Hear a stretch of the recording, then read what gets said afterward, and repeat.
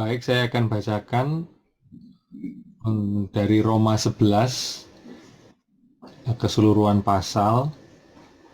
Maka aku bertanya, adakah Allah mungkin telah menolak umatnya? Sekali-kali tidak, karena aku sendiri pun orang Israel dari keturunan Abraham dari suku Benyamin. Allah tidak menolak umatnya yang dipilihnya. Ataukah kamu tidak tahu apa yang dikatakan kitab suci tentang Elia waktu ia mengadukan Israel kepada Allah? Tuhan, nabi-nabimu telah mereka bunuh, mezbah-mezbahmu telah mereka runtuhkan. Hanya aku seorang dirilah yang masih hidup dan mereka ingin mencabut nyawaku. Tetapi bagaimanakah firman Allah kepadanya? Aku masih meninggalkan 7.000 orang bagiku yang tidak pernah sujud menyembah Baal. Demikian juga pada waktu ini ada tinggal suatu sisa menurut pilihan kasih karunia. Tetapi jika hal itu terjadi karena kasih karunia, maka bukan lagi karena perbuatan, sebab jika tidak demikian, maka kasih karunia itu bukan lagi kasih karunia. Jadi bagaimana? Israel tidak memperoleh apa yang dikejarnya, tetapi orang-orang yang terpilih telah memperolehnya, dan orang-orang yang lain telah tegar hatinya. Seperti ada tertulis, Allah membuat mereka tidur nyenyak, memberikan mata untuk tidak melihat, dan telinga untuk tidak mendengar, sampai kepada hari sekarang ini. Dan Daud berkata, biarlah jamuan mereka menjadi jerat dan perangkap, penyesatan dan pembalasan bagi mereka. Dan biarlah mata mereka menjadi gelap, sehingga mereka tidak melihat. Dan buatlah punggung mereka terus-menerus membungkuk. Maka aku bertanya, adakah mereka tersandung dan harus jatuh? Sekali-kali tidak. Tetapi oleh pelanggaran mereka, keselamatan telah sampai kepada bangsa-bangsa lain, supaya mereka cemburu. Sebab jika pelanggaran mereka berarti kekayaan bagi dunia, dan kekurangan mereka kekayaan bagi bangsa-bangsa lain, terlebih-lebih lagi kesempurnaan mereka. Aku berkata kepada kamu, hai bangsa-bangsa bukan Yahudi, justru karena aku adalah rasul untuk bangsa-bangsa bukan Yahudi, aku menganggap hal itu kemuliaan pelayananku, yaitu kalau-kalau aku dapat membangkitkan cemburu di dalam hati kaum sebangsaku menurut daging, dan dapat menyelamatkan beberapa orang dari mereka. Sebab jika penolakan mereka berarti perdamaian bagi dunia, dapatkah penerimaan mereka mempunyai arti lain daripada hidup dari antara orang mati? Jikalau roti sulung adalah kudus, maka seluruh adonan juga kudus. Dan jikalau akar adalah kudus, maka cabang-cabang juga kudus.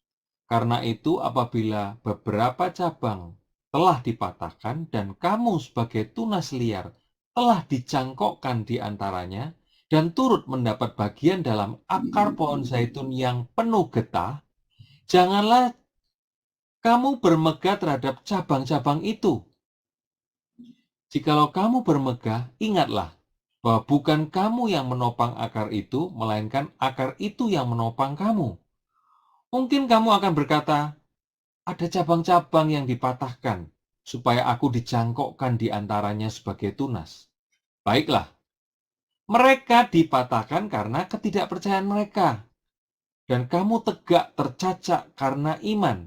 Janganlah kamu sombong, tetapi takutlah. Sebab kalau Allah tidak menyayangkan cabang-cabang asli, ia juga tidak akan menyayangkan kamu.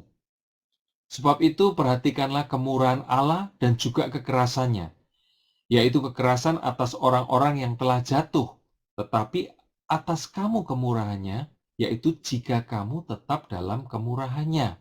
Jika tidak, kamu pun akan dipotong juga. Tetapi mereka pun akan dicangkokkan kembali jika mereka tidak tetap dalam ketidakpercayaan mereka. Sebab Allah berkuasa untuk mencangkokkan mereka kembali. Sebab jika kamu telah dipotong sebagai cabang dari pohon zaitun liar dan bertentangan dengan keadaanmu itu, kamu telah dicangkokkan pada pohon zaitun sejati. Terlebih lagi mereka ini yang menurut asal mereka akan dicangkokkan pada pohon zaitun mereka sendiri. Sebab saudara-saudara, supaya kamu jangan menganggap dirimu pandai, aku mau agar kamu mengetahui rahasia ini. Sebagian dari Israel telah menjadi tegar, sampai jumlah yang penuh dari bangsa-bangsa lain telah masuk. Dengan jalan demikian seluruh Israel akan diselamatkan seperti ada tertulis. Dari Sion akan datang penebus. Ia akan menyingkirkan segala kefasikan daripada Yakub. Dan inilah perjanjianku dengan mereka. Apabila aku menghapuskan dosa mereka, mengenai Injil mereka adalah seteru Allah oleh karena kamu. Tetapi mengenai pilihan mereka adalah kekasih Allah oleh karena nenek moyang. Sebab Allah tidak menyesali kasih karunia dan panggilannya. Sebab sama seperti kamu dahulu tidak taat kepada Allah, tetapi sekarang beroleh kemurahan oleh ketidaktaatan mereka.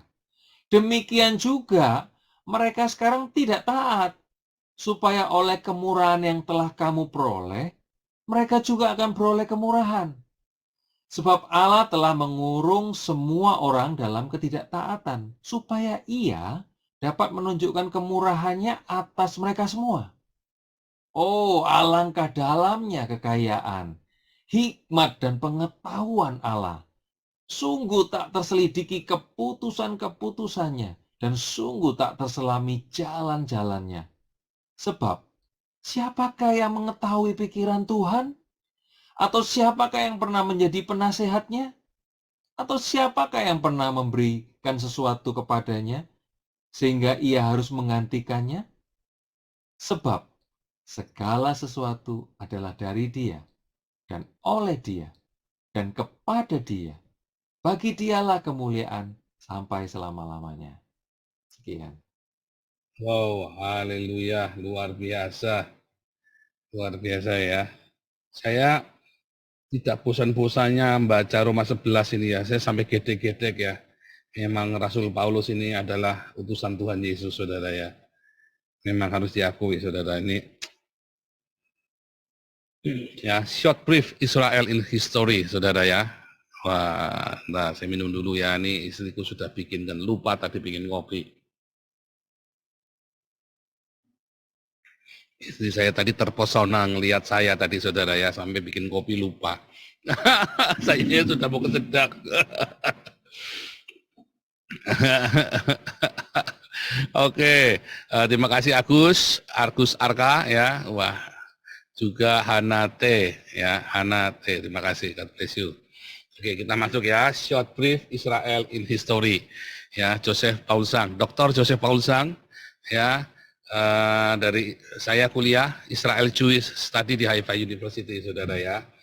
Kenapa harus saya sebutkan supaya Anda tahu saya kompeten ya menerangkan ini kepada Anda ya. Nah, ini buku yang saya tulis, saudara ya. Khilafat terakhir Anda bisa dapat dari Shopee ya. Sebagian yang saya terangkan, saya bolak-balik semua yang kemarin itu sebagian-bagian udah spot-spot saya terangkan satu-satu ada di sini, saudara ya. Tentu saja banyak ya. Ini buku ini tipis cuma 180 halaman tapi amat sangat padat ya. Istilah itu daging semua, nggak ada kulitnya, nggak ada lemaknya, saudara ya, daging semua. Sehingga bahkan kalau Anda nggak suka sejarah, Anda baca tabelnya saja, saudara. Anda baca tabelnya saja, Anda akan terbelalak. Ya, betapa ya, the consist history of the Middle East ini benar-benar sudah direpresentasikan di sini, saudara ya. Nah, kalau Anda melihat bagaimana perjalanan Israel ini dan bagaimana bisa ada konflik yang terjadi seperti ini, ya Anda melihat dari Roma 11. Di Roma 11 tadi, ya, ada beberapa yang mau saya garis bawahi, saudara ya. Kalau baca satu-satu nanti ini ya, kalau kita tafsirkan satu-satu panjang, saudara ya. Tapi ada beberapa hal. Nah, kita mulai. Satu, benarkah replacement teologi, saudara? Apakah replacement teologi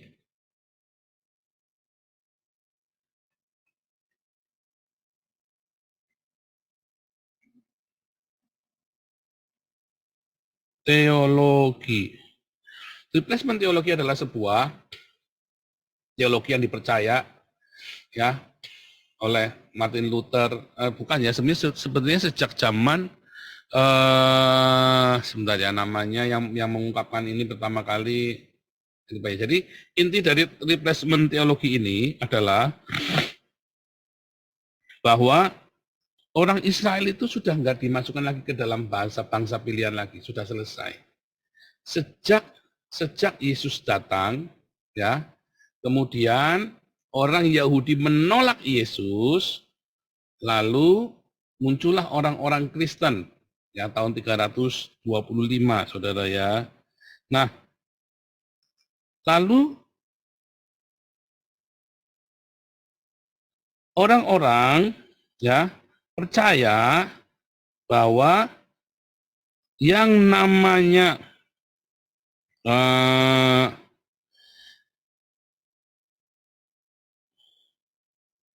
Israel sudah tidak perlu dihitung lagi, tetapi Kristenlah yang menggantikan Israel, ya, atau namanya super sesationism, saudara ya, super sesationism.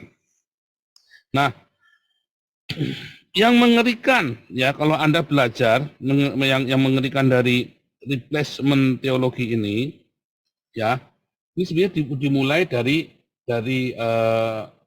isu ini dimulai dari abad pertama ya.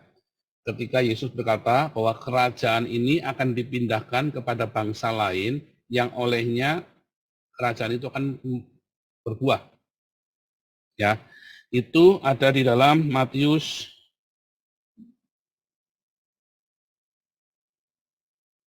ya, kerajaan dipindahkan ke bangsa lain ya. Lihat ya di dalam Anda baca di ya.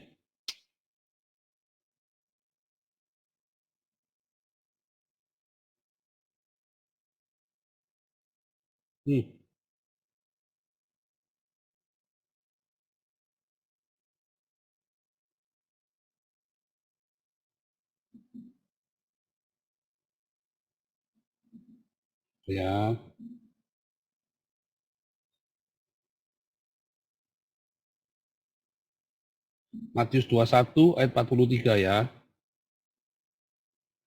Nah, lamaan ya, langsung dari sini aja.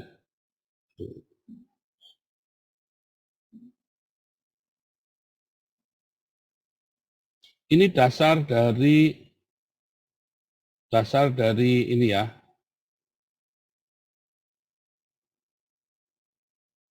Nah ini ya. Sebab itu aku berkata kepadamu bahwa kerajaan Allah akan diambil daripadamu dan akan diberikan kepada suatu bangsa yang akan menghasilkan buah kerajaan itu. Lalu dalam Matius 21 ayat 43 ini ya, Petrus berkata dalam 1 Petrus 2 ayat 9, kamulah, ya, dia ngomong kepada orang Kristen ya, kamulah bangsa terpilih. Nah, kamu ini yang dimaksud adalah orang Kristen, saudara. Apakah para rasul mengatakan replacement? Enggak, saudara ya. Enggak. Apakah Yesus berkata replacement? Enggak, saudara. Karena kalau kita baca Matius 21, ada Matius 24. Ya, bahwa ketika pohon ara dan pohon lain berbuah. Ya. Dan Yesus juga berkata, ya, bahwa Yerusalem akan ditinggalkan sampai ada orang berkata, diberkatilah ia yang datang dalam nama Tuhan. Jadi sebetulnya ini bukanlah sebuah replacement. Ya. Nah, ayat ini, ya, kejadian ini dijelaskan oleh Paulus dengan amat sangat jelas di dalam Roma 11, tetapi orang di abad ketiga sudah berpikirnya, sebentar ya, ini ada yang saya lupa ya, yang pertama kali ngomong ya. Ya, karena itu kejadiannya ada di Konsil Nikea, tapi ada yang ngomong, ada satu orang yang ngomong tentang replacement teologi gitu ya. Sebentar ya, saya nggak mau membahas ininya ya, tetapi saya jadi penasaran. Jadi ada yang berkata, yang mencetuskan ide replacement teologi ini. Nah, lalu kemudian ide replacement teologi ini diadopsi oleh gereja Katolik. Ya, gereja Katolik mengadopsi ide replacement teologi ini, ya, bahwa kita sudah tidak perlu orang Yahudi lagi. Dan tahun 300 sekitar tahun 330-360 di dalam masa-masa itu terjadi pengingkaran terhadap orang Yahudi, saudara. Orang Yahudi disingkirkan dari tradisi gereja. Dan bahkan ketika orang Yahudi convert kepada Kristen, dia harus menyangkal semua keyahudiannya dia. Ya. Ya.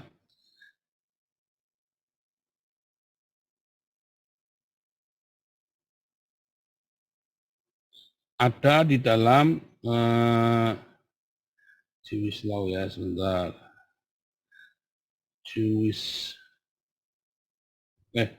Roman law. Jewish under Roman law. Mungkin ada ya, sebentar ya. Jadi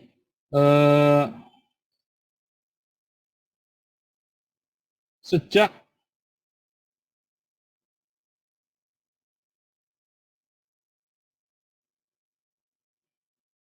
namanya Jewish, ada periode Jewish under Roman law. Dalam tanda kurungnya Christian law ya, saudara ya. Roman Christian ya. Satu, menghapus kalender Yahudi, saudara. Dua, menghapus semua kultur Yahudi. Tiga, menghapus festival Yahudi. Empat, Yahudi harus konversi ke Kristen. Nah ini saudara ya. Menghapus kalender Yahudi yang nomor 1 sampai 3 ini berakibat Anda merayakan Natal tanggal 25 Desember, Anda merayakan Paskah adalah hari kebangkitan Yesus. Ya hari Minggu. Padahal kan Paskah itu adalah saat Yesus mati, bukan saat Yesus bangkit. Ya kan? Apakah betul Yesus itu lahir 25 Desember? Tidak, saudara. Orang bahkan teolog-teolog modern di Belanda sudah sepakat Yesus tidak lahir tanggal 25 Desember. Ya, teolog-teolog di Eropa sudah sepakat ya, saudara ya. Yesus tidak lahir tanggal 25 Desember. Nah, terus kultur Yahudi ya dihapus, saudara. Sehingga yang Anda rayakan, kegiatan yang Anda rayakan di setiap hari Minggu dan di setiap hari apapun di gereja, bukan kultur Yahudi lagi, seperti Yesus dan para rasul, tetapi kultur pagan. Nah yang paling 4 ini yang paling mengerikan. Yahudi ya dipaksa konversi, saudara. Kalau enggak dia akan mendapatkan diskriminasi. Inilah munculnya awal antisemitisme, saudara. Ya. Jadi replacement teologi itu ya sebetulnya Justin Martyr, jadi lupa kan namanya kan Justin Martyr, saudara ya. Replacement teologi itu zamannya Justin Martyr sudah dimulai. Justin Martyr percaya dan dia bukan orang Yahudi. Justin Martyr ini orang pagan, orang Yunani, saudara ya. Dia orang Yunani yang kemudian jadi Kristen. Walaupun dia adalah sangat dekat dengan Irenaeus CS itu ya. Mereka satu zaman tuh Irenaeus, Justin Martyr. Justin Martyr ini adalah seorang teolog yang luar biasa, apostolic father ya. Dan dia mencetuskan replacement teologi. Nanti saya akan tunjukkan kepada Anda ya bagaimana Justin Martyr mengira ya di dalam, kalau Anda melihat kita buka kalau nama-nama memang sering blank, saudara ya. Dalam Yeremia 31 ayat 31, nah ini penurutannya panjang ya. 31 sampai 35, saudara ya. Sesungguhnya aku akan datang waktunya, demikianlah firman Tuhan, aku akan mengadakan perjanjian baru. Ya, sesungguhnya demikianlah firman Tuhan, aku akan mengadakan perjanjian baru dengan kaum Israel dan Yehuda. Bukan seperti perjanjian yang telah kuadakan dengan nenek moyang mereka pada waktu aku memegang tangan mereka untuk membawa mereka keluar dari Mesir. Ya, yaitu apa saudara? Perjanjian ini saudara, Torah ya. Torah yang ditulis di batu. Ya, Musa. Perjanjian itu telah mereka ingkari meskipun aku menjadi Tuhan yang berkuasa atas mereka, demikianlah firman Tuhan. Tetapi beginilah perjanjian yang akan kuadakan dengan kaum Israel. Sesudah waktu demikianlah firman Tuhan, aku akan menaruh Tauratku dalam batin mereka, menuliskan dalam hati mereka. Ini adalah perjanjian baru.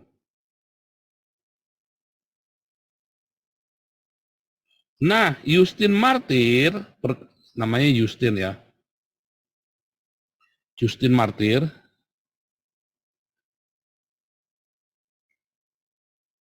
berkata bahwa ini adalah kitab perjanjian baru, saudara, yang ditulis oleh para rasul. Zaman Justin Martir sudah ada ya.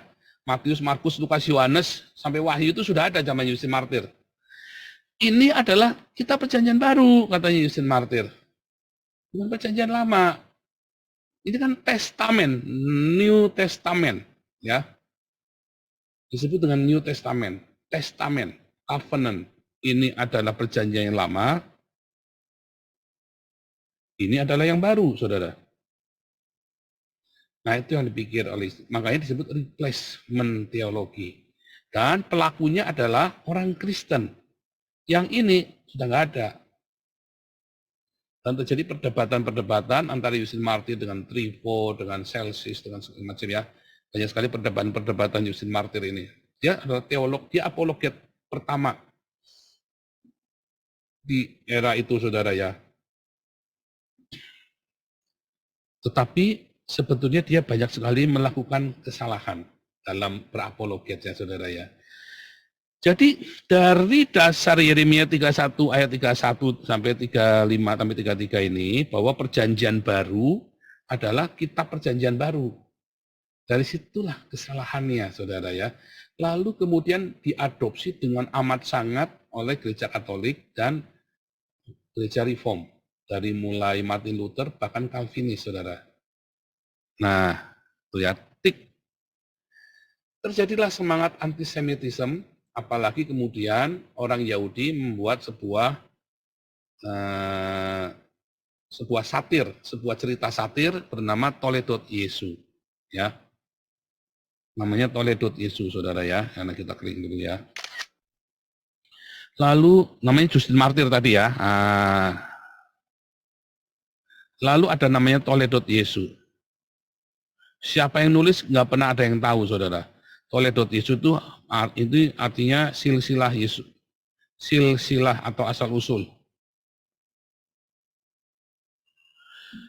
Ini ya adalah sebuah toledot, jadi bukan cerita asli. Ketika orang Kristen punya cerita tentang Yahudi yang tidak baik, maka orang Yahudi punya kisah tentang Yesus yang tidak baik, saudara. Disebut toledot Yesus, satir ya.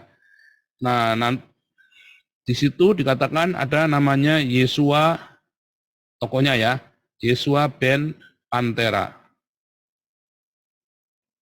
Ya, toledot Yesus ini kurang lebih tahun 200, saudara ya. Yesua bin Pantera adalah Yesus anaknya Pantera. Pantera ini adalah batalion Roma atau legion ya, legion Roma yang pakainya ini ya, yang pakainya macan kumbang itu, saudara. Ya, pakai topi macan kumbang sampai ke belakang jubahnya itu ya. Jadi seluruh badannya macan itu dipakaikan ke badannya dia. Nah, itu adalah pasukan yang mengerikan ya. Nah, dikatakan bahwa Yesus itu, ibunya Yesua ini diperkosa oleh Pantera, lalu lahirlah namanya Yesua bin Pantera, Yesua Pantera. Apakah Yesua Pantera ini adalah Yesus Kristus, anak Maria, anak Yusuf? Ternyata bukan, nggak nyambung ceritanya, saudara. Karena memang ini adalah toledot, jadi nggak nyambung ceritanya. Nanti kalau Anda lihat, ceritanya beda banget sama yang di Perjanjian Baru. Yosua Pantera juga punya kisah yang berbeda, tapi kita nggak mau cerita itu ya. Tapi saya katakan bahwa gara-gara ini muncullah Talmud Gitin juga ya. Gitin ini adalah sebuah kebencian ya, kebencian kepada katanya yang nulis justru bukan orang Yahudi sendiri. Yesus ada di dalam tinja segala macam itu bukan orang Yahudi sendiri, saudara ya. Menurut rabi saya ya, yang nulis itu adalah orang kulit putih. Yesus dimasukkan ke dalam Talmud, ya entah bagaimana caranya, ya lalu karena Talmud waktu itu disensor ya. Semua produksi Yahudi disensor oleh orang Roma, saudara. Ya disensor. Jadi ini adalah sebuah konten yang ditulis oleh orang luar, dipaksa maksud harus ada di dalam Talmud dan itu nggak dihapuskan, dibiarkan, ya. Dan itu akhirnya menimbulkan diadu domba orang Yahudi dengan orang Kristen, jadilah antisemitis, ya antisemitik, makin dalam, saudara. Sejak tahun 360 sampai dengan zaman Hitler, makin lama eskalasinya makin tinggi. Nah ini ya fakta. Oke.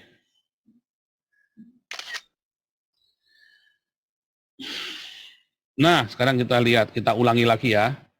Tahun 2000 sebelum Masehi, Abraham itu sudah membeli seluruh tanah di daerah Kanaan. Ya, dia menjadi orang yang amat sangat kaya. Abraham dan Ishak, dia ada beli semua. Bahkan akhirnya orang Farisi bilang, kamu pergi dari sini, orang Kanaannya ya. Karena kamu sekarang jadi lebih kaya dari kami. Ya, tapi ada dibeli semua ya. Nah, akhirnya kuburannya Sarah pun dibeli sama Abraham. Jangan kasih aja, kamu tunjuk saja.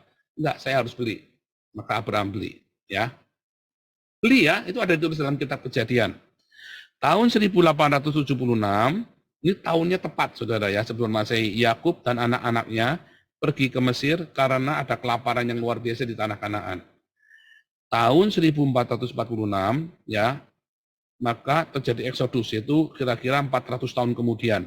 430 tahun kemudian, Musa memimpin orang Israel keluar dari Mesir pergi ke Sinai. Ya, Sinai-nya itu bukan Sinai Peninsula, tapi Sinai yang di tanah Arab ya. Itu yang benar. Sinai yang benar ada dalam buku saya juga ya. Sinai yang benar itu ya.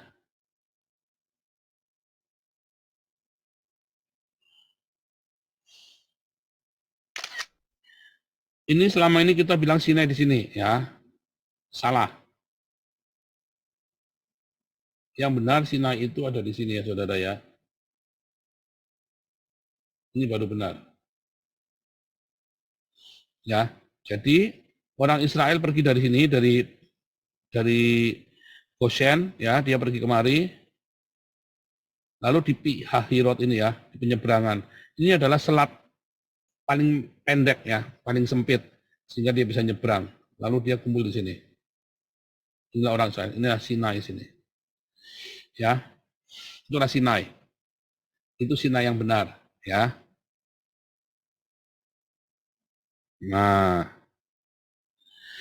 tahun 1406 setelah 40 tahun di Sinai, mereka pergi masuk ke Yeriko, tanah Kanaan. Ya. Tahun 966 didirikanlah Solomon Temple ya. Tahun 100 tahun kemudian, kurang lebih ya, tahun 900-an ya, ini saya lupa tulis. Israel terpecah jadi dua bagian, Israel Utara dan Israel Selatan. Israel Utara namanya Samaria, Israel Selatan namanya Yerusalem, Yehuda ya.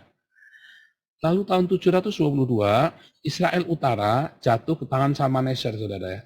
Ke tangan Tiglat-Pileser, lalu Salmaneser anaknya. Salmaneser lalu membawa semua orang-orang dari Babilonia, dari Kuta, dari Hamat, dari Sefarwain untuk menduduki daerah Israel Samaria. Lihat petanya. Ya.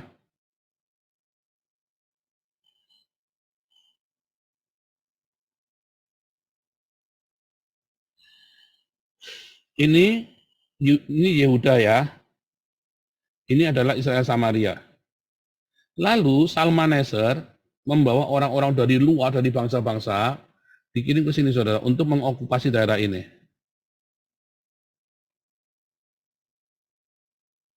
Ya, jadilah itu orang disebut dengan Israel Samaria. Ada dalam 2 Raja-Raja 17 ya. 2 Raja-Raja 17.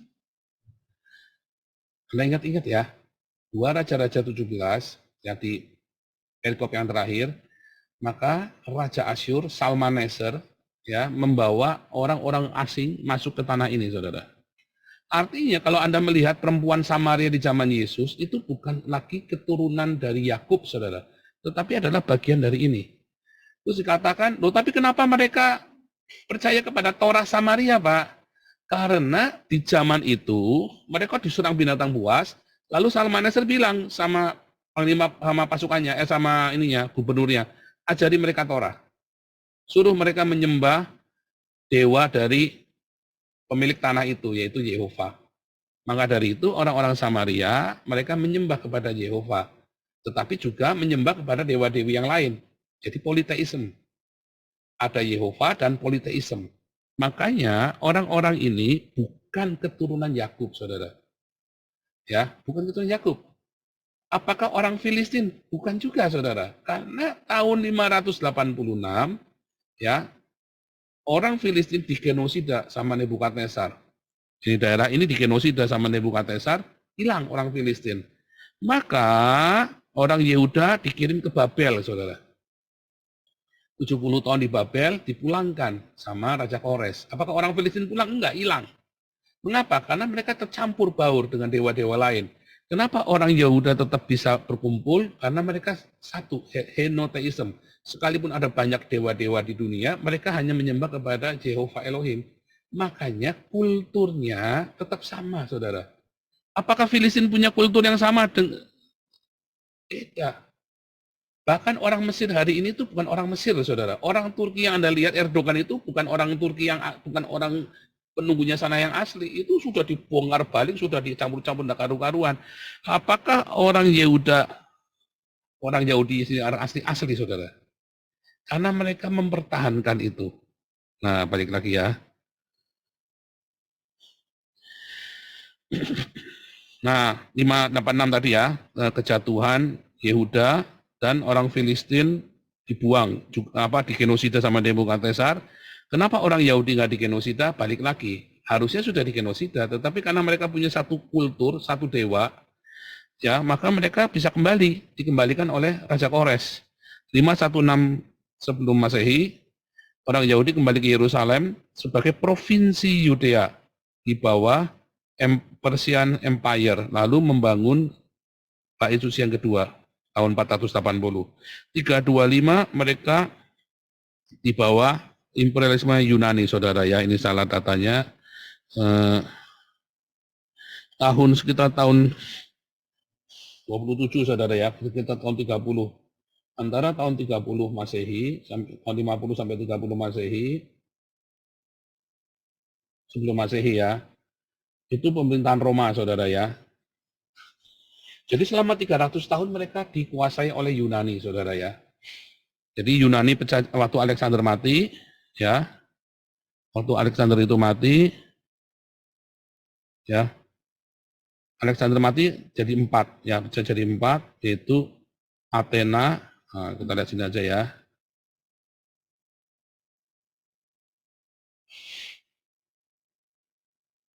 Ya.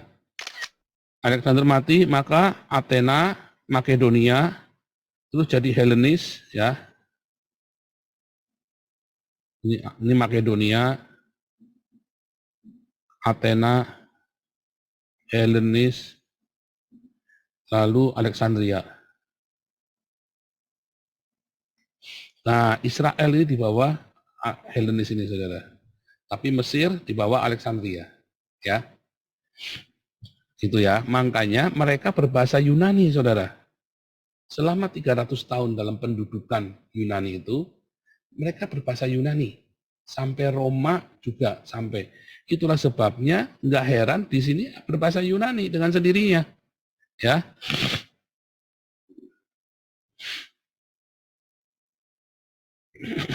Terus di bawah Roma ya. Terus tahun 70 Yerusalem dihancurkan, Second Temple ya, bait suci yang kedua dihancurkan juga oleh Titus ya. 135 ada pemberontakan Bar Kokhba gagal. Lalu apa terjadi saudara? Orang Yahudi tidak boleh masuk Yerusalem, bahkan diusir dari tanah Yudea. Tahun 200 Kaisar Hadrianus memberi nama Yudea itu dijadikan nama Palestina. Apakah ada negara Palestina sampai hari ini saudara? Sampai dengan tahun 200 ini?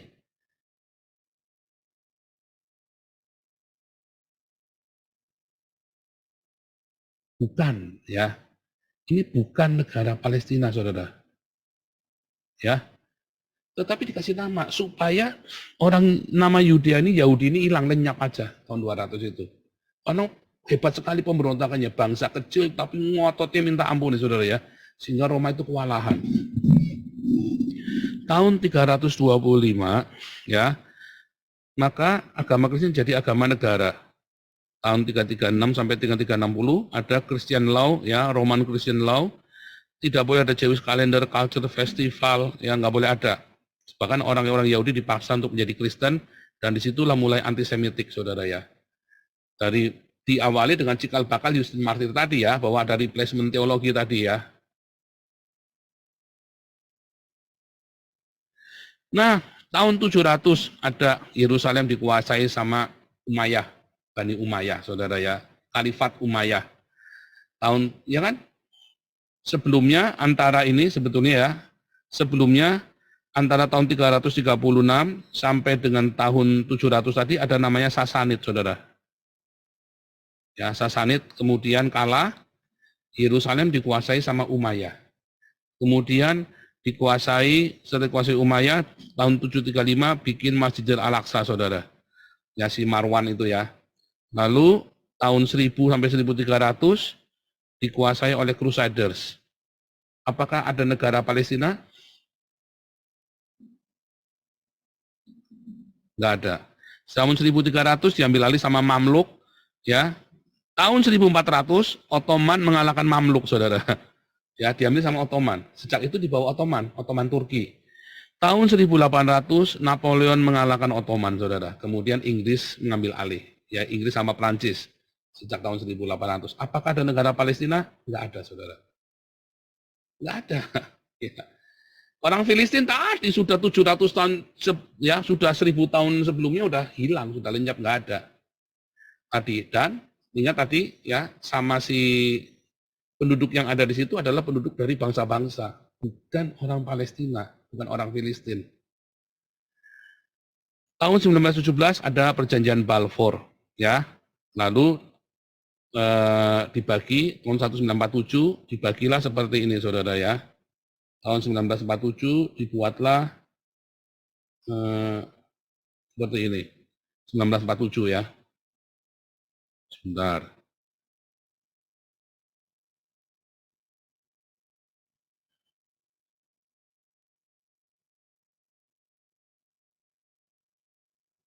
Nah, ini ya 1947.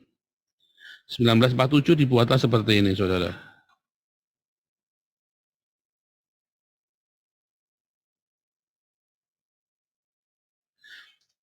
Golan punyanya Syria, West Bank punyanya Yordan, Gaza punyanya Mesir.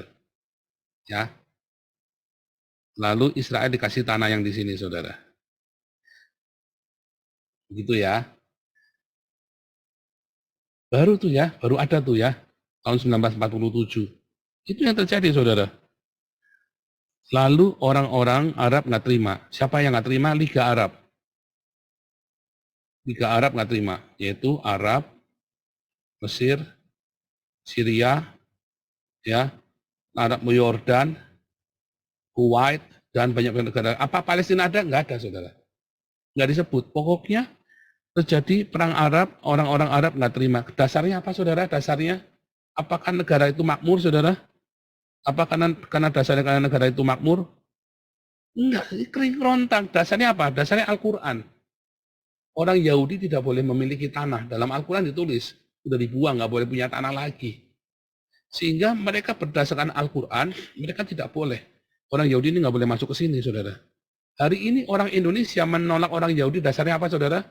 Al-Quran. Jangan ngomong enggak, Anda bohong berarti. Ya, dasarnya Al-Quran. Makanya mereka membela Hamas. Dasarnya Al-Quran. Buta, saudara. Pokoknya Al-Quran bilang begini. Ya, buta.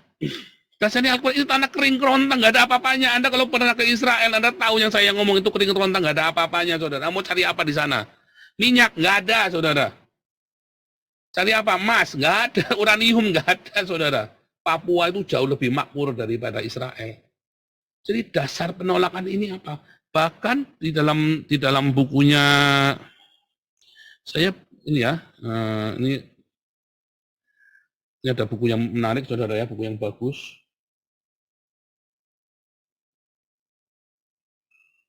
Ini ya, saudara ya. Palestina, Monumentis Illustrata, saudara ya. Nah, dalam buku yang bagus ini dikatakan bahwa ini buku tua banget ya, buku tua banget, zaman kuno-kuno banget ya. Nah,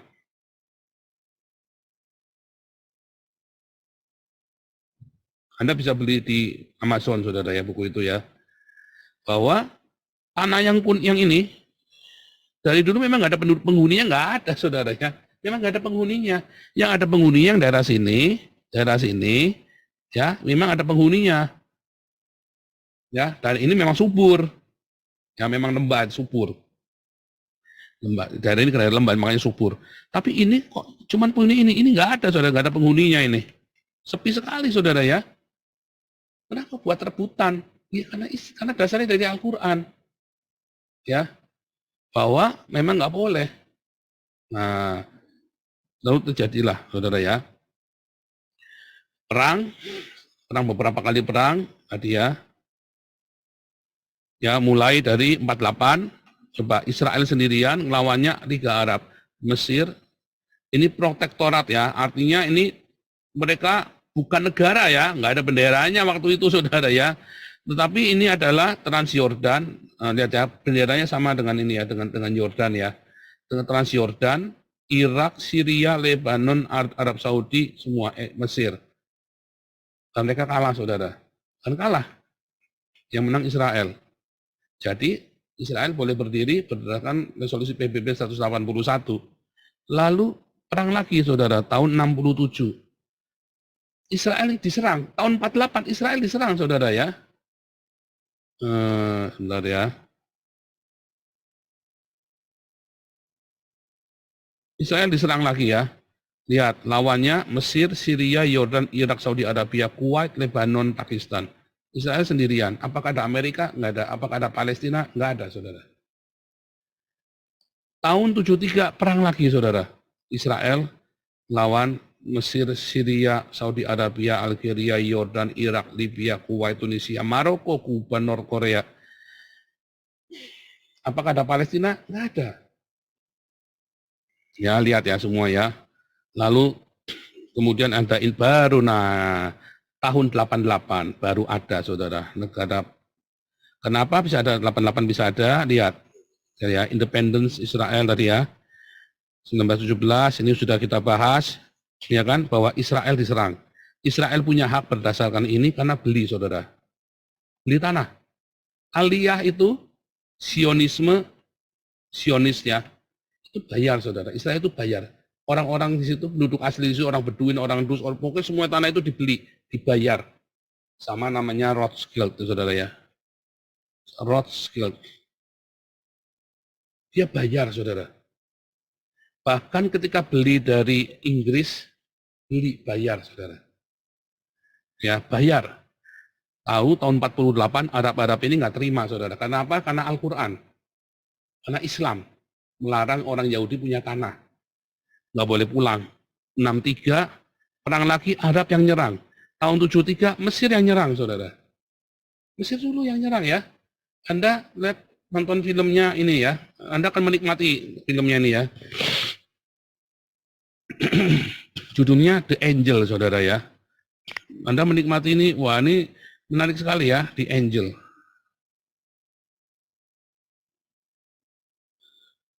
The Angel.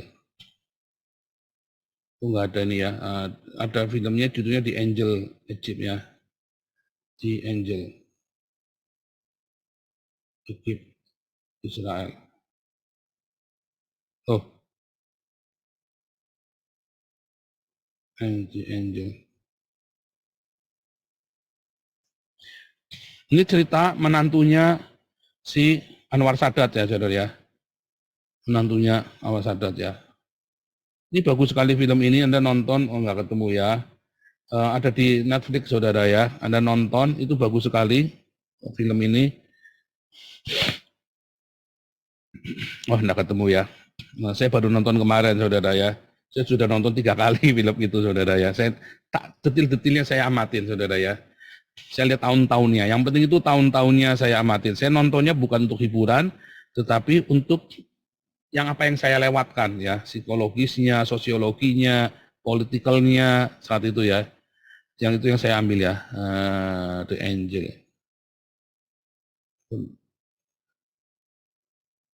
Oke, nggak ada ya, bentar ya, saya. Itu ada di Netflix. Kenapa sekarang nggak ketemu nih malah? Sekarang lagi dicari nggak ketemu. Biasanya nongol sendiri.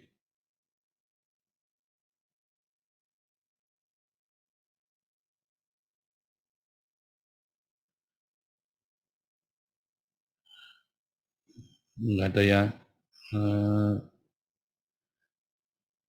Ya nanti ketemu sendiri ya, nanti nongol sendiri biasanya. Kalau yang The Spy ini, ya, Anda nonton film ini film menjelang tahun 67, saudara, menjelang Yom Kippur, menjelang perang 6 hari itu ya. yang ini film The Spy ini Eli Cohen ya.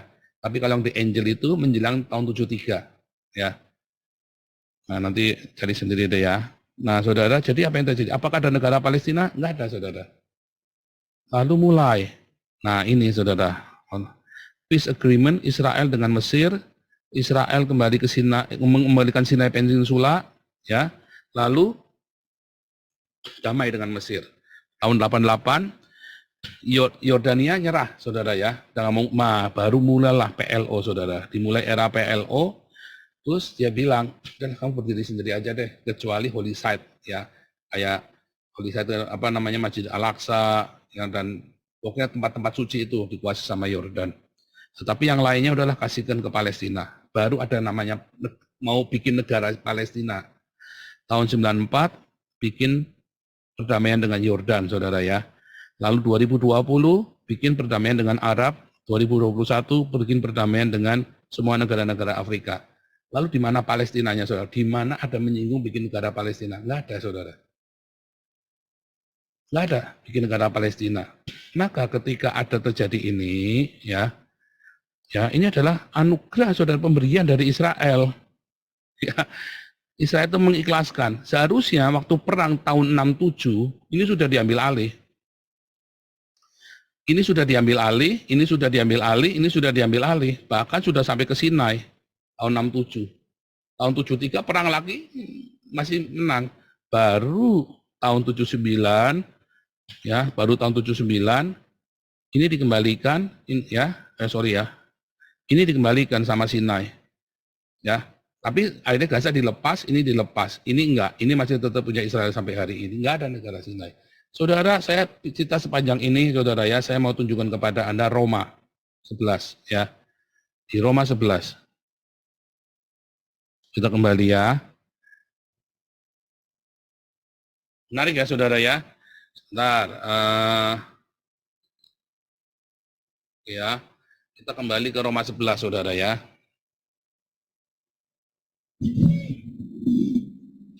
Adakah Allah mungkin menolak umatnya? Enggak. Ya, Allah tidak menolak umatnya. Apakah ada replacement teologi? Enggak, saudara. Kalau gitu Matius 21 tadi tentang bahwa kerajaan Allah akan dipindahkan, ceritanya gimana? Enggak ada hubungannya. Itu bukan replacement. Tetapi adalah sebuah penundaan, saudara.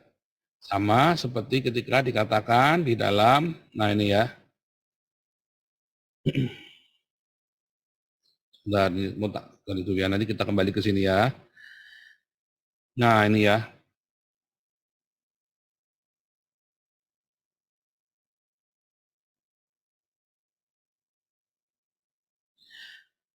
Ayat 11. Maka aku bertanya, adakah mereka tersandung dan harus jatuh? Tidak. Tidak, tetapi oleh pelanggaran mereka, keselamatan telah sampai kepada bangsa-bangsa lain. Pertanyaannya, mengapa orang Yahudi menolak dan bangsa-bangsa lain bisa dengan mudah? Itu pertanyaannya, saudara. Kalau orang Yahudi itu waktu itu tidak menolak, maka untuk Anda bisa menerima keselamatan itu, Anda harus jadi Yahudi, saudara. Kalau Yahudi tidak menolak, untuk menerima keselamatan itu, Anda harus proselyt jadi Yahudi. Itu terbukti di dalam Galatia 1, di dalam Kisah Rasul 15. Ya. Ya, kalau Yahudi tidak menolak Yesus, maka Anda untuk selamat Anda harus jadi Yahudi. Ya. Yang pertama itu saudara, fakta. Buktinya kita buka Kisah Rasul 15. Beberapa orang dari Yudea ke Antioquia mengajarkan kepada saudara-saudara situ, jikalau kamu tidak disunat menurut adat istiadat yang diwariskan Musa, kamu nggak selamat. Ya. Beberapa orang dari Yudea ke Antioquia. Ini orang Kristen Yahudi, saudara. Mereka memaksa orang-orang Antioquia yang bukan orang Yahudi, orang Yunani tadi, orang pagan, tapi sudah jadi Kristen. Kalau kamu nggak sunat, kamu nggak selamat. Untung Paulus ngerti, ya. Paulus mengerti benar, mengerti. Saudara, ini dasarnya dari mana, saudara? Paulus Barnabas dengan keras melawan membantah mereka. Ya, ingat, kalau kamu tidak disunat, kamu nggak selamat. Sama-sama Kristen loh, saudara. Tapi orang Yahudi kalau kamu nggak sunat, kamu nggak selamat. Tapi Paulus dan Barnabas menentang. Dasarnya apa, saudara? Dasarnya ada di dalam Talmud, saudara. Ingat, Paulus itu muridnya Gamaliel. Gamaliel ini adalah cucunya Hillel, saudara ya. Di dalam Talmud, ya, di dalam Talmud Syabat, ya, ayat 6. 31a ayat 6, saudara ya. There was another incident involving one Gentile. Gentile itu orang non-Yahudi, ya, who came before Shammai, ya. Shammai, ini seorang Rabai Shammai. Terus berkata kepada Shammai, ya, ayo convert aku, ya, convert me on condition that you teach me the entire Torah while I'm standing on one foot. Ya. Shammai pushed him away with the builder's cubit in his hand. Tolak, nggak mau. This was common measuring stick, and Shammai was builder by trade. Ya, saudara, ini adalah sebuah parafrase, saudara ya, sebuah metafora, sebuah kiasan mengatakan bahwa while I'm standing on one foot. Lalu satu kakinya kemana, saudara? Lalu satu kakinya kemana? Dia mau di-convert. Ya, lalu sampai bilang pakai ukurannya. Ingat, Yesus pernah berkata apa, saudara? Jangan kamu menghakimi, karena kalau kamu menghakimi, kamu akan dipakai ukuran sama tadi ya. Itu ukuran. Itu ada sebuah ukuran. Ya, itu ada sebuah parafrase ya. Itu kata guru saya ya, saudara ya. Bahwa itu adalah sebuah the builder cubit ya in his hand, sebuah ukuran yang buat mengukur itu ya, tongkat ukur itu ya. Dorong. Nggak boleh. Artinya one foot artinya apa? Kamu nggak akan ngerti, kamu nggak akan bisa. Kamu nggak akan bisa belajar. Ya, susah menjadi orang Yahudi itu sulit sekali. Kamu harus terlahir orang jadi Yahudi. Ya. The same Gentile came before Hillel. Orang yang sama kemudian datang sama Hillel. Hillel ini lebih tua dari Shammai ya. Shammai ini ya lebih muda, kurang lebih bedanya sekitar 30 sampai 50 tahun ya di bawah Hillel. Hillel converted him, ya, and said to him, "Which is hateful to you, do not do to another." That is the entire Torah. Ya, ini ada di dalam Matius 7 ayat 22. Apa yang kamu ingin orang lakukan kepadamu, lakukan hal yang sama kepada mereka. Itu adalah isi dari seluruh Torah. Ya, the rest is interpretation. Yang sisa itu cuma interpretasi saja. Ayo belajar. Ya. Nah, oke. Artinya apa, saudara? Kita kembali ke ini. Beberapa orang datang dari Yudea ke Antioquia mengajarkan kepada saudara, kamu harus disunat menurut adat istiadat. Ini Syamai, saudara. Maunya Syamai. Orang-orang muridnya Syamai, kamu kudu belajar ini. Paulus muridnya Hillel, saudara. Ingat, Paulus muridnya Gamaliel, Gamaliel dan muridnya Hillel. Itu nggak perlu. Kenapa Yesus tidak pergi ke bangsa-bangsa lain? Karena Yesus dari Syamai, saudara. Singkat cerita ya kan, Yesus kan anti perceraian. Hillel boleh kamu cerai. Paulus boleh mengizinkan cerai, saudara. Kalau suamimu, istrimu dari orang asing yang bukan Kristen, ya bukan Kristen, lalu dia menceraikan kamu, ya udah gimana lagi kata Paulus. Kalau Yesus nggak boleh kawin, nggak boleh kawin lagi. Makanya Paulus membuat apa? Sebaiknya jangan kawin. Kalau sudah cerai jangan kawin lagi. Makanya Paulus bilang begitu kan, mengkompromikan. Ya udah caranya begini. Kalau sudah cerai nggak boleh kawin lagi. Kalau kamu diceraikan, ya kan? Lihat ya, ini Syamai banget ya. Kalau kamu nggak sunat, kamu nggak bisa selamatkan. Yesus berkata, aku datang hanya untuk orang Yahudi, ya kan? Mengapa, saudara? Karena Yesus harus menggenapinya. Menggenapi orang Yahudi. Yang punya Torah orang Yahudi. Maka dia harus menggenapinya. Semua ritual-ritual, semua 613 harus digenapi oleh Yesus. Makanya Yesus tidak datang kepada orang yang lain-lain. Tapi kenyataannya keselamatan itu bagi yang lain. Nyata Yesus pergi ke orang Samaria kok. Kasih tahu orang Samarianya. Yesus menyembuhkan anaknya perempuan Sirofenisia. Bahkan perwira Roma itu bilang, di antara orang Yahudi nggak ada yang imannya sebesar orang Goyim ini. Ya kan? Faktanya. Artinya keselamatan itu punya segala bangsa. Tetapi Yesus memang datang untuk orang-orang Yahudi. Karena orang Yahudi itu punya Torah. Dia harus menggenapinya, saudara. Harus menggenapinya persis seperti Torah itu. Harus digenapi oleh Yesus. Ya. Supaya apa? Supaya yang Goyim ini bisa ikut selamat, saudara. Harus digenapi dulu sama Yesus. Supaya Torah itu bisa dibatalkan bagi orang non-Yahudi. Makanya di dalam Lukas 16, ayat 16 dikatakan, hukum Torah dan kitab para nabi enforce, ya, until John. Yohanes Pembaptis. Karena dia adalah nabi terakhir perjanjian lama. Bukan nabi terakhir ya, tapi nabi terakhir perjanjian lama. Selanjutnya ada nabi-nabi lagi ya dalam perjanjian baru. Yohanes adalah nabi terakhir dalam perjanjian lama.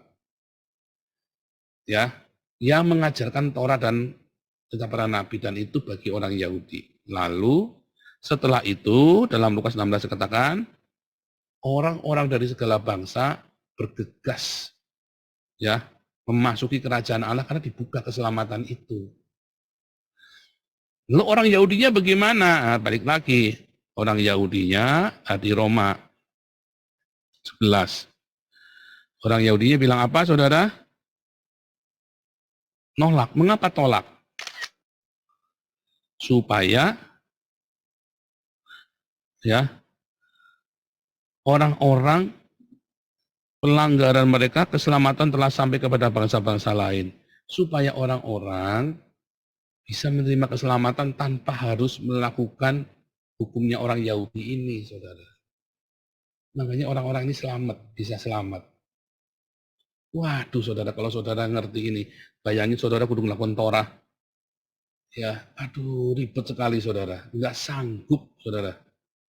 Dikatakan dalam Kisah Rasul 15, tadi bawahnya, Yakobus bilang, ya, kita aja setengah mati memikul kuk Torah itu, kita aja setengah mati. Yang bahkan ya kita aja nggak sanggup, apalagi kamu kasihkan ke bangsa-bangsa ini. Kita ini bangsa pilihan aja nggak sanggup, apalagi orang-orang lain. Ya, yang bisa melakukan Torah ini hanya orang Yahudi yang bisa sempurna melakukan Torah, saudara. Karena mereka sudah turun-temurun ada dalam genetik mereka. Ya, aku berkata kepadamu, bangsa-bangsa yang bukan Yahudi, justru karena aku adalah rasul untuk bangsa-bangsa bukan Yahudi, aku menganggap itu kemuliaan pelayananku. Kenapa? Paulus mengajarkan kepada orang-orang Yahudi karena dia ngerti Torah. Dia ngerti persis mengapa yang diutus kepada bangsa-bangsa non-Yahudi adalah Paulus. Supaya orang jangan ngawur. Hari ini Anda mengatakan replacement teologi, nah itulah ngawur, saudara. Makanya Paulus yang disuruh, karena dia mengerti Torah. Bahwa apa inti dari Torah? Katanya, nah, Roma 13, saudara ya. Ayat 9. Ya kan? Karena firman jangan berzina, jangan membunuh, jangan mencuri, jangan mengingini. Firman lain manapun juga dalam perjanjian lama sudah tersimpul dalam firman ini. Kasihlah sesamamu sama seperti dirimu sendiri. Ya, sama dengan Hillel kan? Dia ngerti esensialnya. Dia muridnya Hillel. Hillel pernah ngomong tadi dalam Talmud Sabat tadi. Dia ngerti, saudara. Ya. Artinya, Torahnya itu kemudian menjadi dinulkan. Apa hilang? Nggak boleh, tapi dinulkan. Tapi orang, Anda bayangin ya, kalau orang Yahudi ikut-ikutan Paulus, ya, kalau orang Yahudi ikut-ikutan Paulus, apa yang terjadi, saudara? Maka orang Yahudi tidak perlu lagi disunat, orang Yahudi tidak perlu mengurusin kosher nggak kosher, orang Yahudi tidak merayakan festival-festival.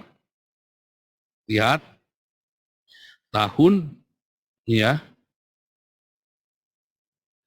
tahun 336 sampai 360-an ya, ada menolak ya, menolak Yahudi ya, kalendernya, kulturnya, festivalnya tolak semua dari gereja. Anda merayakan Yesusnya 25 Desember. Lalu orang Yahudinya ikutan ke sana, saudara. Kalau orang Yahudinya mau jadi Kristen, kalau tidak ada tadi Roma 11, ya, kalau gitu kita tidak perlu, ada dua ya. Satu, orang Kristen, kalau tidak ada pembatalan, maka orang Kristen harus jadi Yahudi. Tapi kalau ada pembatalan, maka orang Yahudi harus convert, saudara. Seperti perintahnya ini. Harus meninggalkan keyahudiannya. Ya kan? Orang Kristen harus jadi Yahudi, atau orang Yahudi harus jadi Kristen. Ayo loh, saudara. Kalau orang Yahudi jadi Kristen, ya,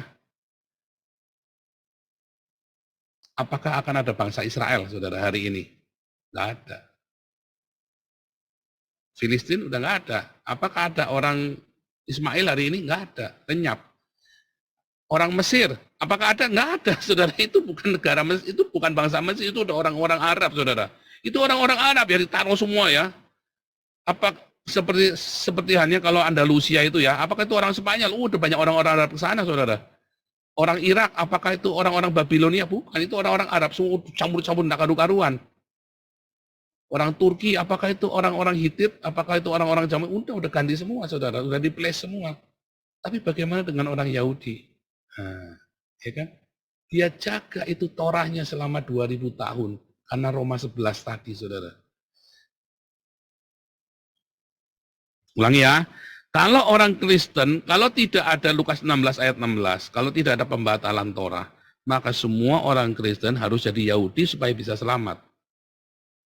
Tetapi kalau ada pembatalan, ya, dan orang Yahudinya mau jadi Kristen, maka di sini, saudara, orang Yahudinya harus jadi Kristen dengan membatalkan keyahudiannya.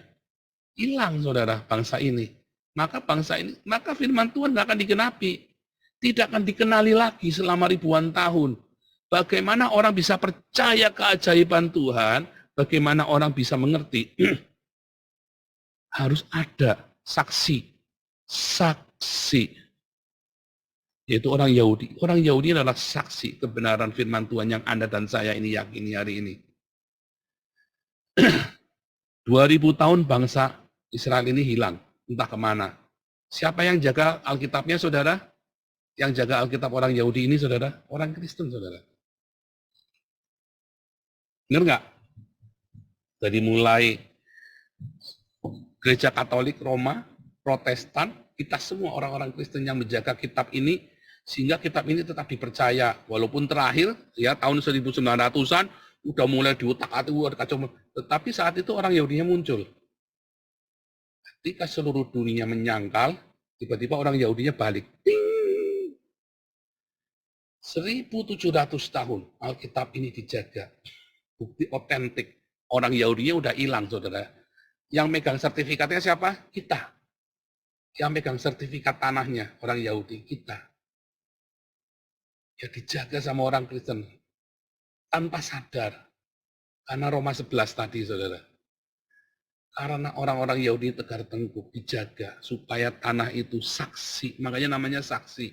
Saksi kebenaran firman Tuhan dari zaman Adam sampai dengan zaman Musa, sampai dengan zaman Yesus. Orang Yahudi saksinya, saudara. Kemudian para rasul dan gereja hari ini adalah saksi. Nah, coba saudara ya. Saksi. Ini saksi. Orang Yahudi adalah saksi dari Adam sampai ke Yesus. Orang Kristen adalah saksi dari Yesus sampai ke hari ini. Bahwa ya orang Yahudi adalah pemilik tanah yang sah, pemilik tanah perjanjian. Orang Yahudi adalah saksi kebenaran dari Yesus Kristus, Mesias yang akan datang. Ada Mesias akan datang, entah itu Yesus yang 25 Desember, apa kita nggak mau tahu. Pokoknya iya ada Mesias, ya itu Mesias itu tulis dalam menurut pengakuan orang Kristen bahwa Yesus adalah penggenapan perjanjian lama. Ya, dan saat ini karena ada dua saksi dari dua zaman yang berbeda, maka ada apa gap. Itulah sebabnya orang Yahudi tidak percaya Yesus Kristus yang 25 Desember Trinitas Oneness Unitarian itu adalah Yesus yang dinantikan oleh mereka. Karena ada gap zaman, saudara. Ada gap zaman. Orang Kristen saksi bahwa orang Yahudi adalah pemilik tanah perjanjian karena Alkitabnya dipegang. Orang Yahudi adalah saksi bahwa Yesus yang kita sembah itu adalah menggenapi hukum Torahnya itu dan bahwa hukum Torah dan kitab perjanjian lama itu benar. Itulah yang namanya dua saksi. Ya saudara. Dan dua-duanya ini dicangkokkan, ya orang Yahudi sejati adalah pohon zaitun. Dan kita dicangkokkan ke pohon zaitun itu, saudara. Makanya harus ada Roma 11 itu. Orang Yahudi selama 2000 tahun itu menghilang. Sampai apa, saudara?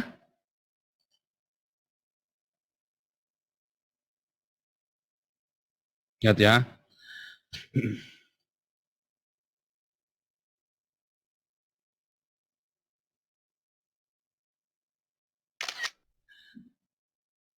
Supaya kamu jangan menganggap dirimu pandai agar kamu mengetahui rahasia ini. Sebagian Israel, sebagian ya, menjadi tegar sampai jumlah yang penuh dari bangsa-bangsa lain masuk. Dibiarkan, saudara. Karena begitu nanti orang Yahudi yang mengerti Mesias, artinya ditutup sudah. Ya kan tutup.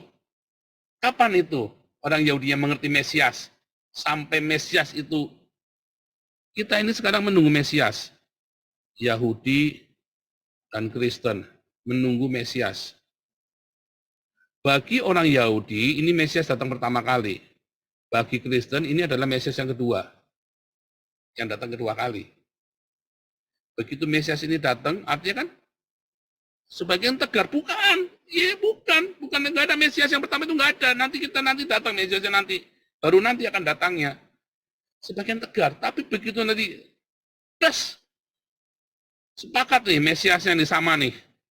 Artinya udah nggak ada keselamatan lagi bagi tutup keselamatan itu, saudara.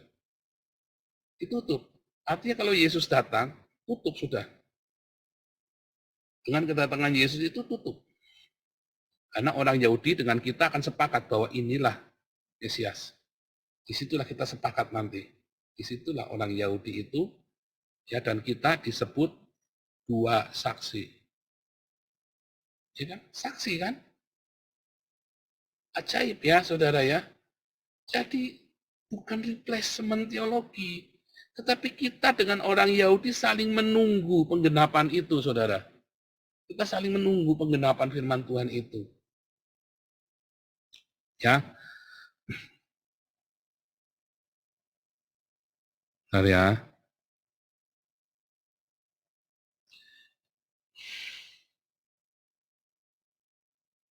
Mereka dipatahkan karena ketidakpercayaan mereka, kamu tegak tercaca karena iman. Jangan sombong. Ya, kalau Allah tidak menyayangkan cabang-cabang asli, ia tidak akan menyayangkan kamu. Saudara, orang Yahudi dikasih tahu. Dulu ya, zamannya mereka, zaman Paulus. Apakah ada orang Yahudi? Banyak saudara orang Yahudi yang percaya. Ada dalam Kisah Rasul 21, saudara Anda lihat ya. Saudara lihatlah beribu-ribu, ribuan saudara ya, telah menjadi percaya. Dan mereka semua rajin, coba rajin loh saudara menuntut Taurat. Bahkan dalam Kisah Rasul 16, Paulus pun menyunatkan Timotius, saudara. Paulus pun masih mengikuti tradisi Yahudi, ya. Tetapi bagi orang non-Yahudi nggak perlu. Itulah sebabnya Roma 11 itu adalah sebuah penjelasan bahwa orang Yahudi dengan orang Kristen adalah dua saksi Allah yang kita saling genap menggenapi di dalam nubuatan. Sekarang ini masih kelas sama, kita penjajakan dulu sama suami istri, ya kenalan dulu, jajakin dulu. Oh enggak bisa begitu. Yang namanya laki-laki, namanya orang itu ya rata, flat. Enggak, yang namanya orang itu ya ada ininya. Nah gitu loh saudara ya. Sama, penjajakan saling mengenal. Sampai mereka klop, sampai sepakat, oh ternyata kita harus sama, saling mengenapi. Makanya harus ada dua saksi itu. Ya, dua saksi itu, sehingga seluruh dunia tidak bisa membantah. Balik lagi, saudara, siapakah musuh Islam? Kristen dengan Yahudi, saudara. Musuh Islam adalah Kristen dengan Yahudi. Ya, dari dulu, dari zaman Muhammad sampai dengan hari yang disebut dengan musuh Islam adalah Kristen dengan Yahudi. Jadi kita dengan Yahudi adalah dua saksi Allah, saudara ya. Makanya dikatakan di dalam Wahyu 11, ya, dikatakan apa? Aku akan memberi tugas kepada dua saksiku, bernubuat, berkabung 1260 hari lamanya, 3,5 tahun, saudara ya. Mereka adalah kedua pohon zaitun, kedua kaki dian yang berdiri di depan semua. Sama kan? Dengan Roma 11? Sama, saudara ya, dengan Roma 11. 3,5 tahun nanti antikristus itu datang, saudara ya. Akan datang di pintu Anda. Hati ya. Tetapi, saudara, sebelumnya akan didahului dengan masa damai. Sebelum ini terjadi, ada kuda putih, masa damai. Makanya orang Yahudi sekarang dihapuskan itu ya, orang Hamas itu ya. Karena yang menghalangi perdamaian itu adalah Islam. Siapa yang menghalangi perdamaian di Timur Tengah, saudara? Islam. Dasarnya apa? Ya Al-Quran. Singkirkan orang Yahudi. Sesungguhnya akhir zaman tidak akan terjadi, ya di dalam hadis ya, sampai semua orang Muslim membunuh orang Yahudi. Ya,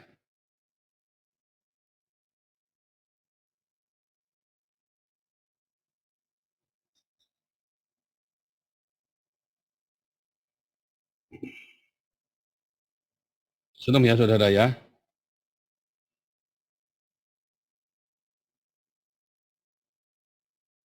Yahudi, bunuh kafir. Masih simpen nggak saya ya?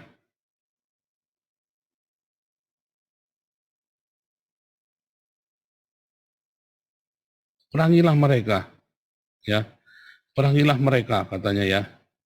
Perangilah orang tak beriman itu. Ya, perangilah orang kafir. Perangilah, bunuhlah mereka di mana saja kamu jumpai. Siapa orang kafir, saudara? Orang Yahudi dengan orang Kristen. Ya kan?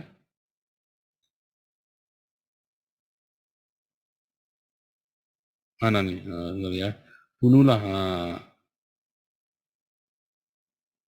Sesungguhnya akhir zaman tidak terjadi sampai Muslim membunuh seluruh Yahudi.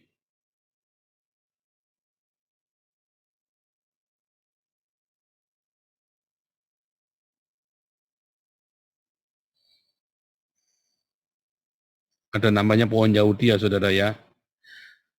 Ya, Muhammad Cabulullah. Dari Abu Hurairah, radhiyallahu sesungguhnya Rasulullah sallallahu lalu Cabulullah bersabda, kiamat tidak akan terjadi sehingga kaum muslimin memerangi Yahudi. Lalu kaum muslimin akan membunuh mereka sampai setiap orang Yahudi bersembunyi di balik batu dan pohon. Tetapi batu dan pohon itu berkata, wahai muslim, wahai hambalah, ada orang Yahudi di belakangku, marilah bunuhlah dia. Kecuali pohon garkat karena ia adalah pohon Yahudi, saudara. Ya, itulah pohon zaitun, saudara ya. Pohon zaitun, pohon Yahudi, pohon zaitun dengan pohon, ya kan? Orang Kristen kan? Katakan ya. Senang ya, saudara ya.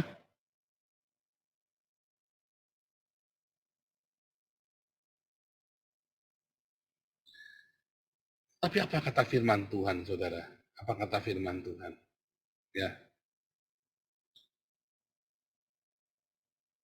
Ini ya, bersaksi. Bagi orang Islam, ini tongkat pengukur ini tadi ya, kupit itu ya, yang sama dipakai buat mendorong.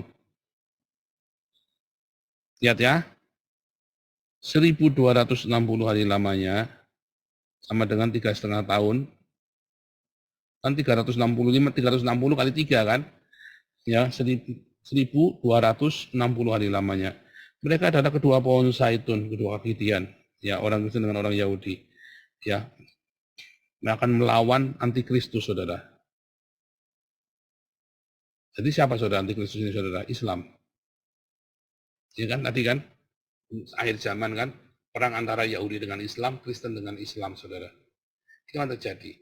Tetapi ini akan didahului sebelum ini terjadi. Ya, akan terjadi apa, saudara? 1 Tesalonika.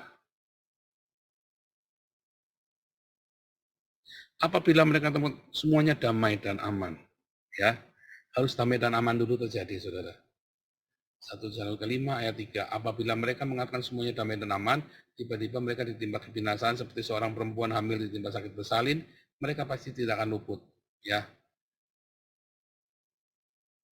Kalau Anda baca teruskan, Anda tahu ini adalah antikristus yang akan datang ya. Damai dulu, saudara. Nah, lihat Wahyu 6.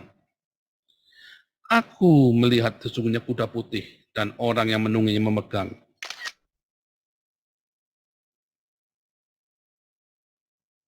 sebuah panah, ya, tokso, pelangi ya, saudara ya.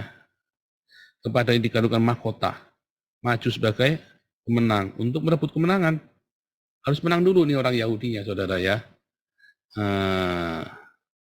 Apa itu kuda putih? Masa damai tadi, 1 Tesalonika 5 ayat 3. Di mana ada tokso, ada pelangi, saudara. Apa yang terjadi ketika pelangi? Ingat akhir zaman itu cerita pelangi Nuh ya, saudara ya.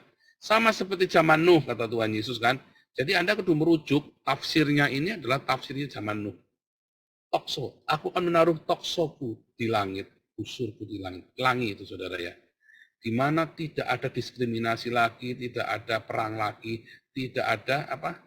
Tidak ada diskriminasi, tidak ada kebencian, saudara. Akan ada masa damai. Jadi, saudara, ini adalah perang terakhir. Kan Yahudi bilang, ini adalah perang terakhir. Tahun depan Anda lihat seluruh jazirah Arab sudah berdamai dengan orang Israel. Dan itulah kalau ada ya damai di Yerusalem, ya kan? Ya kan? Diberkatilah dia yang datang dalam nama Tuhan.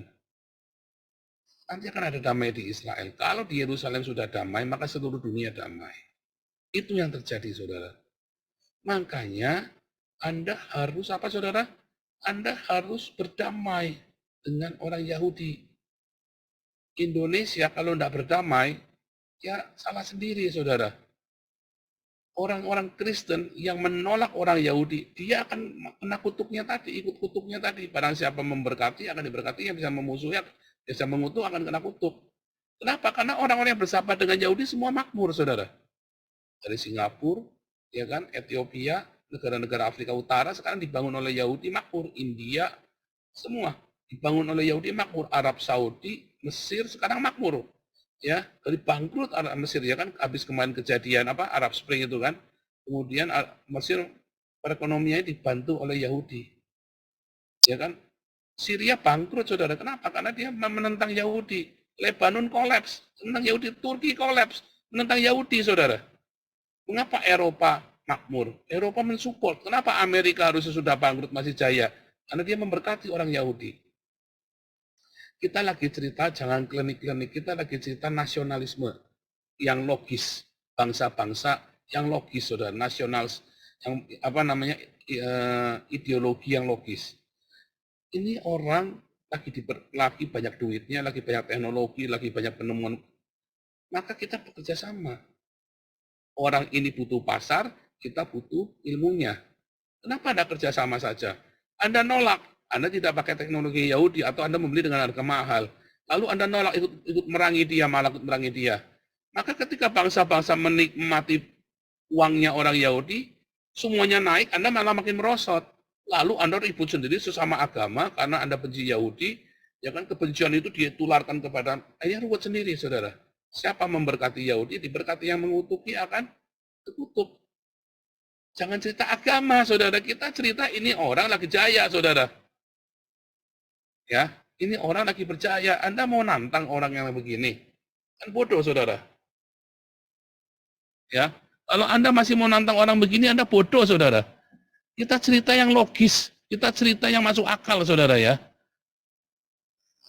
Oke. Wah, ini kelamaan ya. Sedikit lagi, saudara ya. Sedikit lagi ya, sedikit lagi.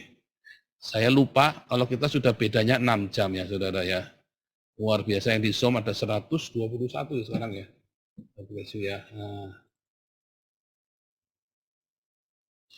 Begitu, saudara ya. Itulah logikanya.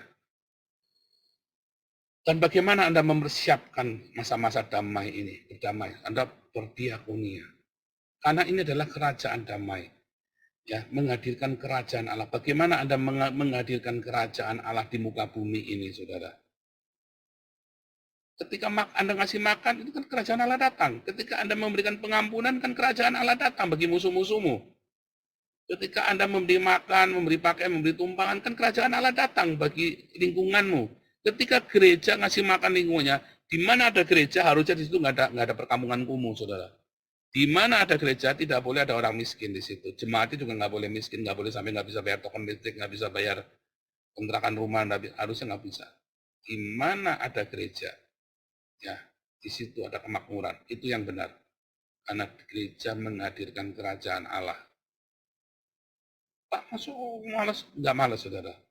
Kalau dia mau beli-beli, ya dia harus berdoa, harus bekerja, yang rajin, bukan cuma minta-minta. Kalau cuma sekedar makan, gereja harus memberikannya. Supaya orang-orang ini bisa bekerja dengan perut kenyang, dan jangan sampai pakai pakaian compang-camping di tempat kerja. Ya, itu yang benar, saudara. Bagaimana gereja menghadirkan kerajaan Allah? Sama seperti orang Yahudi menghadirkan kerajaan Allah. Ya kan?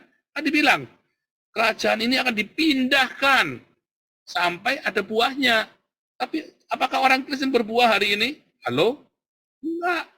Apakah gereja berbuah? Enggak, saudara. Gerejanya tambah gede, umatnya tambah melarat. Pendetanya gonta-ganti mobil baru, jemaatnya gonta-ganti rumah kontrakan karena diusir. Iya kan? Karena nggak bisa bayar kontrakan. Apakah gereja meresponi? Enggak. Apakah gereja menghadirkan kerajaan Allah? Jadi apakah ada replacement teologi? Gundulmu peang. Nyatanya yang jadi berkat orang Israel, saudara. Apakah gereja hadir, selalu hadir di dalam kemiskinan Jemaatnya, jangankan kemiskinan Indonesia, kemiskinan jemaat aja nggak diurus. Kemarin saya dapat, bagus sekali saudara ya, kemarin saya dapat kiriman dari seseorang ya. Saya upload dulu saja. Ya, ini bagus sekali, sayang.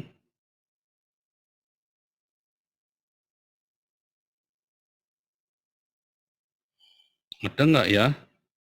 Ada nih ya. Oke, bisa ya, bisa diupload cuma 5 menit ya. Terakhir saudara ya, video terakhir ya. Video terakhir.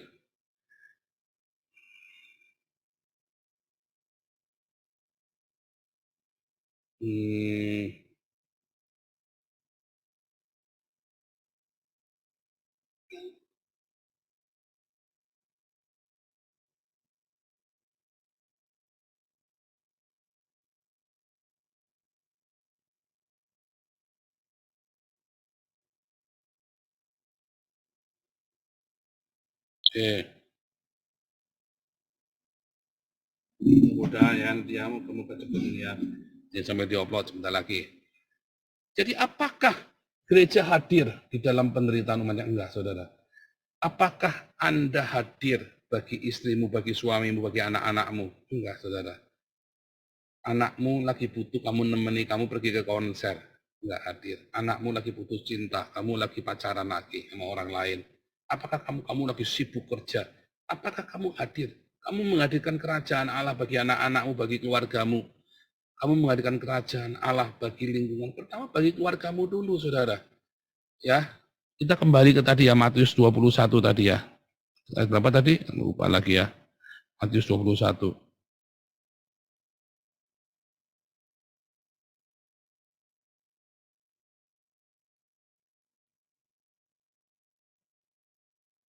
Ya, Matius 21:43.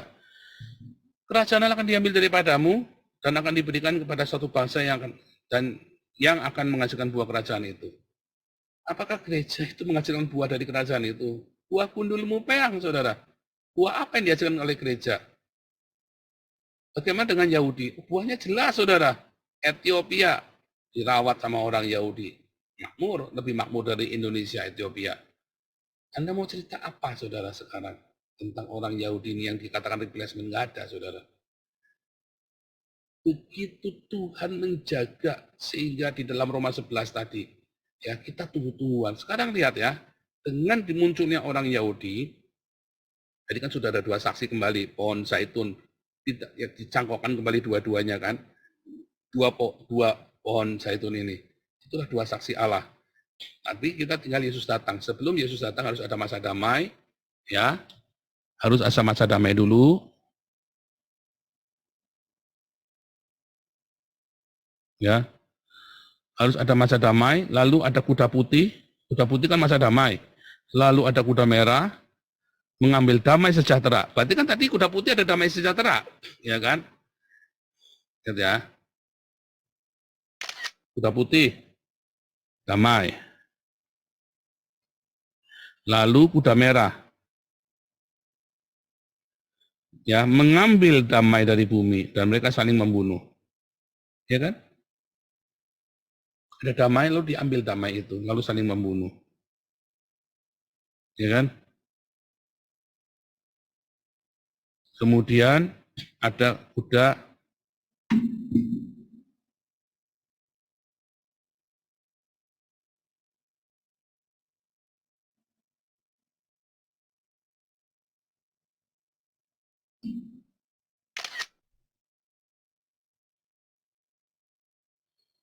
putih, ada damai, kuda merah mengambil damai, ya, lalu apa? Kuda hitam, ya, secupak gandum sedinar, 3 cupak jelai sedinar. Jangan rusakkan minyak dan anggur. Minyak zaitun tadi ya. Artinya apa, saudara? Inilah orang Yahudi dan orang Kristen. Anda akan terluput, saudara. Kalau Anda benar-benar mengikuti apa? Hukum Tuhan. Bentar ya, ini kurang kecil nih.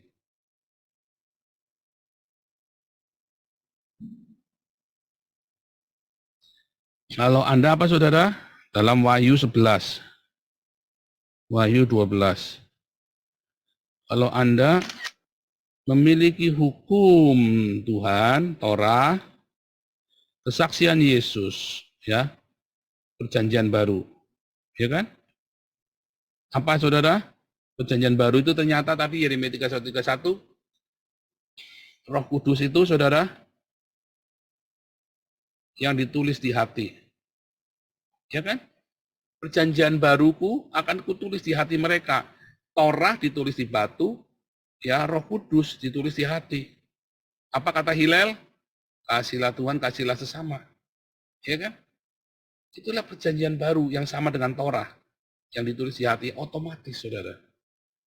Jadi inilah Yeremia 31, bukan Alkitab perjanjian baru, tapi orang Yahudi dengan orang Kristen akan sama-sama penuh dengan Roh Kudus. Ya. Saudara, gerakan Hasidic movement adalah gerakan cinta, saudara. Makanya orang Yahudi itu, saya bilang ya, dengan cinta. Dia mengajarkan cinta, anak kecil ya. Ya, kalau ditanya, kamu mengajarkan apa? Aku mengajarkan cinta kepada murid-muridku. Ya, mengajarkan cinta, saudara. Bagaimana dengan Anda? Agamamu mengajarkan apa? Kebencian. Bunuhlah orang Yahudi dimanapun berada, bunuhlah kafir, bunuh kafir, bunuh kafir, bunuh kafir. Bunuh, bunuh, bunuh, bunuh, bunuh, bunuh, bunuh, bunuh, bunuh. Tetapi orang Yahudi enggak, saudara. Ajarkan cinta, kasih. Ya, orang Kristen ajarkan cinta, tetapi orang Kristen tidak melakukannya. Orang Yahudi melakukannya. Salahnya di mana, saudara? Nah, ya, oke, pas. Nah, jadi saudara ngerti tidak ada replacement teologi, dan kedua kita dengan orang Yahudi sebenarnya kita berdampingan, saling menggenapi. Ya, kita hidup bersama. Tidak ada perbedaan. Lalu mengapa beda, Pak? Karena kamu orang Kristen bawa salib ke Israel. Apa akibatnya kalau kamu bawa salib ke Israel? Orang Yahudinya kaget, trauma. Kenapa trauma, saudara? Karena gara-gara salib dan Trinitas itu, orang Yahudi dibunuh, saudara. Gara-gara salib dan Trinitas, orang Yahudi dibunuh. Digantung, dibakar hidup-hidup. Makanya jangan bawa-bawa salib sama Trinitas, sama orang Yahudi. Jangan, ya. Jangan bawa-bawa salib dan Trinitas, saudara. Kemarin saya tunjukkan, saudara, ya, namanya Daniel Sayek, ya, saudara, ya. Namanya Daniel Sayek. Ada di Kehilat, ya. Kehilat Karmel, saudara, ya. Itu saya sudah tunjukkan, ya. Kalau Anda melihat di dalam di Kehilat Karmel ini nggak ada, saudara, ya. Nggak ada tanda-tanda salib, nggak ada, saudara, ya.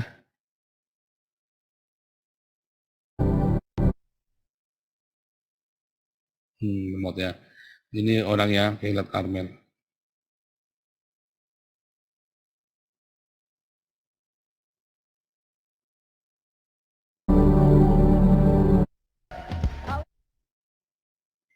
Ya, nggak ada tanda salib, nggak ada, saudara, ya. Daniel Sayek ini saya kenal baik dengan dia, saudara, ya. Kayaknya pernah saya tampilkan deh. Saya lupa, ya, ini, ya. Nah, ini Daniel Sayek tadi pastor, ya, gembalanya, ya. Karena kamu bawa salib konvoy di Yerusalem, orang Yahudinya trauma, saudara. Anda teriak-teriak, ya, mengatakan orang Yahudinya masuk neraka. Bingung orang Yahudinya, saudara. Apakah orang Yahudi perlu convert jadi Kristen? Enggak, saudara. Karena dia punya Torah. Ya, dia harus melakukan Torah. Terakhir ya, Roma 11. Ya. Nah, itulah namanya kasih karunia. Ya. Itu yang namanya kasih karunia, karena dia punya iman Mesias akan datang. Tetapi bukan Mesias yang 25 Desember yang Trinitas itu, saudara. Bukan. Nanti kita akan ada kesepakatan dengan orang Yahudi. Kita bisa ada kesepahaman, bukan kesepakatan, ya, tapi ada kesepahaman. oh ternyata Mesias itu ini. Kita dengan orang Yahudi bisa, oh, ya, dan kita akan jadi dua saksi. Ya, saya salah satu di dalamnya yang menjadi jembatan.